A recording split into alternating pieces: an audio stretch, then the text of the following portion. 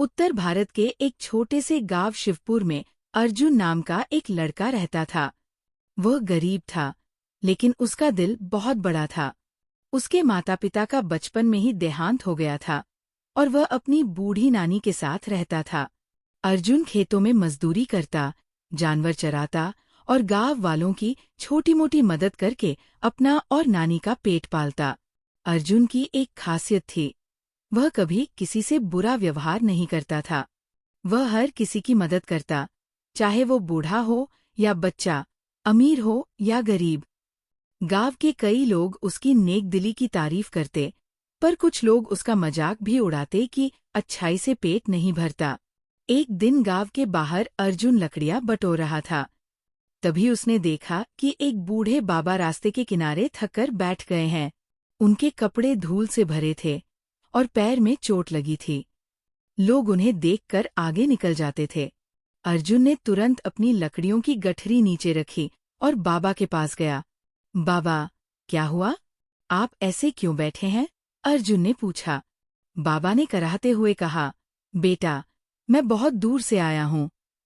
मेरा पैर मुड़ गया है और भूख भी लगी है। अर्जुन उन्हें सहारा देकर अपनी झोपड़ी में ले गया। नानी से कहकर उनके लिए खिचड़ी बनवाई, पैर पर हल्दी का लेप लगाया और रात भर उनकी सेवा की। अगली सुबह बाबा ने कहा, बेटा, तूने मेरी सेवा करके जो पुण्य कमाया है, उसका फल तुझे अवश्य मिलेगा। मैं कोई साधारण व्यक्ति नहीं हूँ। वक्त आने पर तुझे इसका फल जरूर मिलेगा। अर्जुन मुस्कुराया और बोला, बाबा, मैं तो बस इंसानियत निभा रहा था, फल की चिंता नहीं करता। कुछ महीनों बाद गांव में सूखा पड़ा। खेतों में फसल नहीं हुई, कुएं सूख गए और लोगों के पास खाने को अनाज नहीं बचा।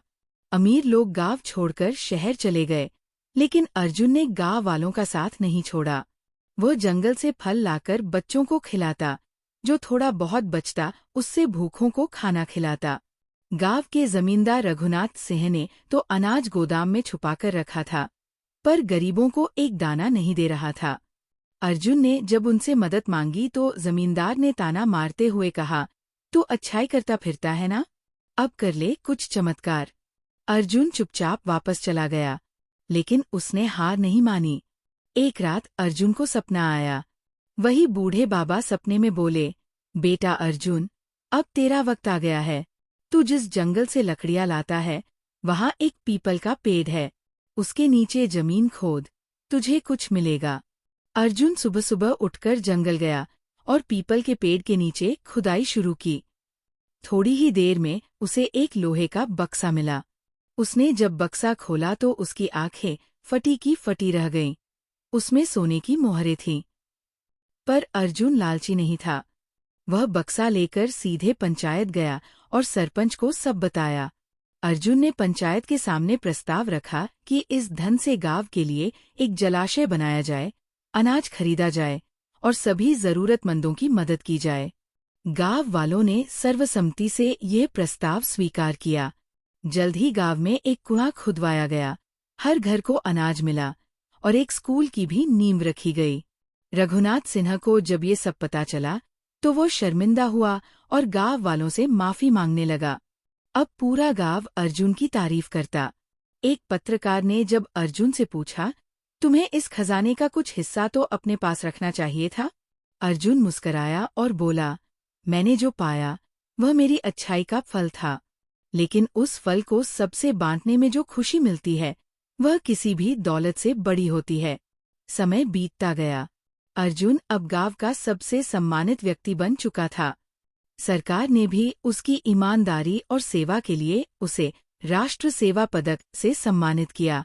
गांव के बच्चे आज भी अर्जुन की कहानियां सुनते हुए बड़े होते हैं।